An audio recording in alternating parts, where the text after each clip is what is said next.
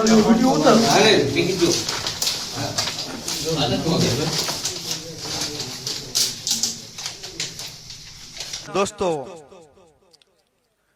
ડુંગરપુરમાં જાય છે જય ખોડિયારમાં. સરંબડા તાલુકો હળવદ. મારું નામ રતાભાઈ બુટાભાઈ ભરવાડ.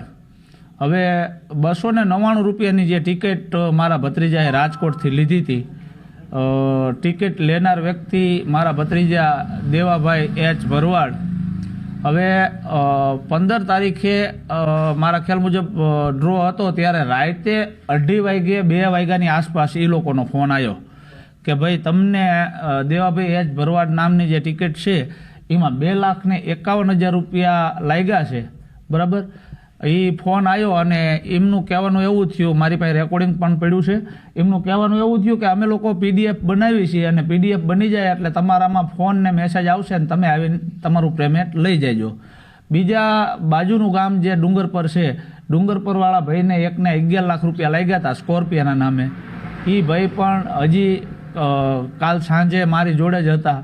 અમે 7-8 દિવસ થતા મારી ટિકિટનો નંબર છે, મારા ભત્રીજાની ટિકિટનો નંબર છે 18-048 દેવાભાઈ એચ ભરવાડ નામની ટિકિટ હતી. અમે પછી રાજકોટથી છોકરો અહીં આવી શકે એમ નહોતું, એટલે મને કહે કાકા તમે જઈને તપાસ કરો શું છે હકીકત.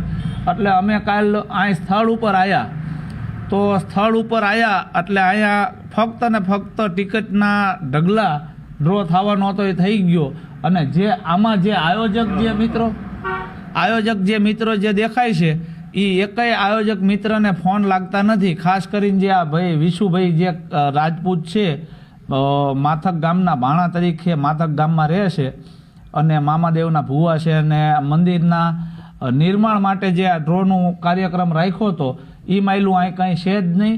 અને કોઈ કસ્ટમરને જે ટિકિટમાં પૈસા લાગ્યા, ડુંગરપરવાળાને કે રાજકોટ મારા ભત્રીજાને કોઈને 1 રૂપિયો હોય અત્યાર સુધી હજી કોઈ આપ્યો નથી ને કોઈ ફોનમાં ચર્ચા થઈ નથી. આશરે કેટલી ટિકિટ વેચાઈ છે? આશરે અહીં આવીને મેં આ ટિકિટો જોઈ તો 40-45 હજાર સુધી ટિકિટોમાં આંકડા છે. અહીં તમારી સામે જ બધું પડ્યું છે, બરાબર. એટલે 4 તેરે અને 12 1 કરોડ ને 20 લાખ રૂપિયાની આજુબાજુનું આ ફ્રોડ મારા ખ્યાલ મુજબ, મારા હિસાબ મુજબ 1 કરોડ ને 25-35 લાખ રૂપિયા સુધીનું ફ્રોડ આ મારા ખ્યાલ મુજબ ધ્યાનમાં આવ્યું છે. કારણ કે ટિકિટના આંકડા જોવા મુજબ હવે શું અપેક્ષા રાખો? હવે અપેક્ષા અમારી એ છે કે આનો અમને કાયદેસર ન્યાય મળવો જોઈએ. અને જે નાના માણસો, જે મજૂર વર્ગના જે માણસો છે કે જે 500 રૂપિયામાં રોજ જતા હોય અને અથવા તો ખેત કામે જતા હોય, એવા માણસોના આમાં પૈસા છે. આ પૈસા મળવા જોઈએ અને પૈસા ન મળે તો આ લોકોને કાયદેસર સજાને પાત્ર અમે મામલતદારમાં અને કલેક્ટરમાં પણ હળવદ પણ સાહેબશ્રીને, PSI અને SP-શ્રીને આવેદનપત્ર આપી અને આનું જે થાય ઉગ્ર આંદોલન કરવું પડે તોય પણ કરશું. અને કાયદેસર આની કાર્યવાહી જે થતી હોય પહેલેથી છેલ્લે સુધી જે આમાં સંડોવાયેલા છે એમને આકરામાં આકરી સજા થાય એવી અમારી માંગ છે. નહીંતર તો કાયદેસરના ડ્રોના જે નિયમો છે એ નિયમો અનુસાર જે આ ટિકિટના જે માલિક છે જે પૈસા મળવા પાત્ર છે એ નાના માણસોને પૈસા કાયદેસર મળવા જોઈએ. અમારી આવી તમારું નામ અને ડ્રો વિશે શું કહેશો? મારું નામ મહેશભાઈ કુપેણિયા છે અને હાલ જે મામાધની ગ્રુપ દ્વારા જે રણછોડગઢ અને માથક કરડિયાના રોડ પર જે મામાદેવનું મંદિર આવેલ છે ત્યાં 15 તારીખે એક ડ્રોનું આયોજન કરેલું હતું, લકી ડ્રોનું, કે જેમાં વિવિધ 11 લાખના એક ઇનામ હતા, કોઈ 2.5 લાખના નાના મોટા 600 જેટલા ઇનામ હતા. અને એ ઇનામનો સંપૂર્ણપણે ડ્રો મસ્ત મજાનો થઈ ગયો હતો. બધાએ જે લાભાર્થીઓ હતા એમને એના ઇનામ લાગી પણ ગયા હતા. પણ હવે ખબર નહીં શું થયું કે શું ન થયું, કંઈક ખર્ચો નફો નુકસાન એમને જે થયું હોય એ લોકોએ ફોન ઉપાડવાના બંધ કરી દીધા છે. અને બધા એના જે લાભાર્થીઓના ફોન અમે એન્કરિંગ કરતા હતા તો અમારા ફોનમાં તેમ ફોન જાણ કરી દીધી ભાઈ તમને ઇનામ લાગ્યું. એ લોકો આપણને ફોન કરે છે. એટલે કે હવે એમને કે જે વિષય હતો એ જે વિશુ ભગત કરીને જે છે એ લોકો કંઈક ફોન બંધ કરીને જતા રહ્યા છે.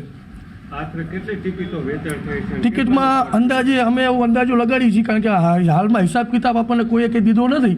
એટલે અમે આ લોકો એવું વિચારી લગભગ જે ટિકિટો અમે ખોલીએ ને અમુક કાંઈ પડી છે એમાંથી 30,000 25,000 એવી સ્ત્રીની ટિકિટો આવે છે, એટલે કદાચ એટલો 25-30,000 ટિકિટો ગઈ હશે. કેટલાની ટિકિટ હતી અને અંદાજે કેટલાનું ફ્રોડ થયું? 299 રૂપિયાની ટિકિટનું પર ટિકિટની કિંમત હતી, અને એમાંથી કદાચ બરાબર ટિકિટમાં બધા એ લોકો એમ કહેતા હતા કે બધી ટિકિટો જમા બધી નથી થઈ, એટલે કદાચ અડધી પડી થઈ, એટલે કદાચ 25-30 લાખ રૂપિયાની આજુબાજુ ગણવાના. એમને જે તમે કહો છો 11 લાખ જે ઇનામ લાગ્યું એને ઇનામ મળ્યું છે કે કેમ?